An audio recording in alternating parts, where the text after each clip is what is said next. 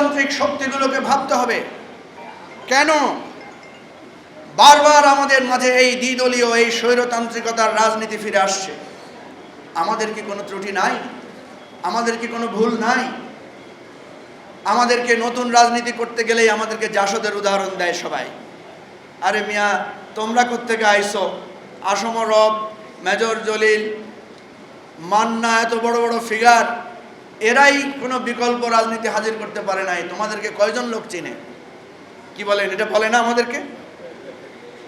তাহলে কেন আমাদেরকে এটা বলে এবং এই কথার মধ্যে সত্যতা আছে কিনা আমি পর্যালোচনা করে দেখেছি। অবশ্যই আসে, অবশ্যই আছে।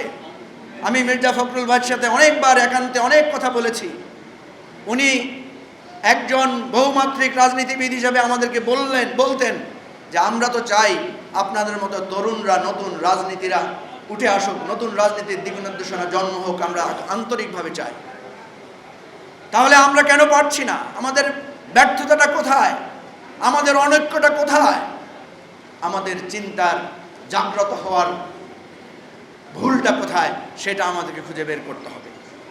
প্রিয় ভাই ও বন্ধুগণ, আজকে যদি আমরা ভুল শুধরে ঘুরে দাঁড়িয়ে নতুন রাজনীতির উত্থান ঘটাতে না পারি, তাহলে বাংলাদেশে একের পর এক বিদ্রোহ হবে, বিপ্লব হবে, গণ অভ্যুত্থান হবে, কিন্তু বাংলাদেশের ভাগ্যাকাশে ভালোবাসা এবং আমরা যে স্বপ্নটা দেখি একটা সুন্দর সুখী বাংলাদেশ, সেটা কখনো ফিরে আসবে না।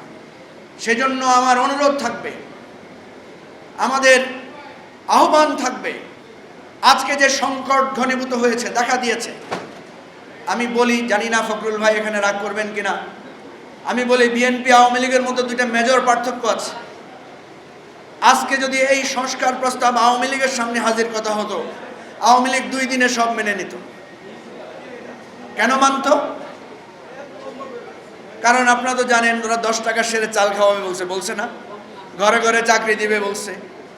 শেখ হাসিনা বলছে 65 বছর বয়সে উনি রাজনীতি থেকে রিটায়ার করবে। উনি জানে যত ওয়াদা দেয়, ওয়াদা রক্ষা করার কোনো দরকার হয় না। এই জন্য উনি 1 সপ্তাহের মধ্যে সমস্ত সংস্কার প্রস্তাবে সাইন করে ফেলতেন।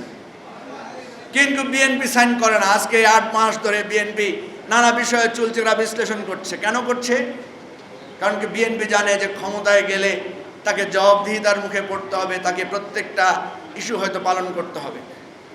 এই যে বিএনপি শুধু ভাবে যে আমি ক্ষমতায় গেলে এই দায় দায়িত্ব পালন করতে হবে, এই ভাবতে ভাবতে 15 বছর ধরে ক্ষমতায় আসতে পারে না। পার্থক্য হলো এখানে।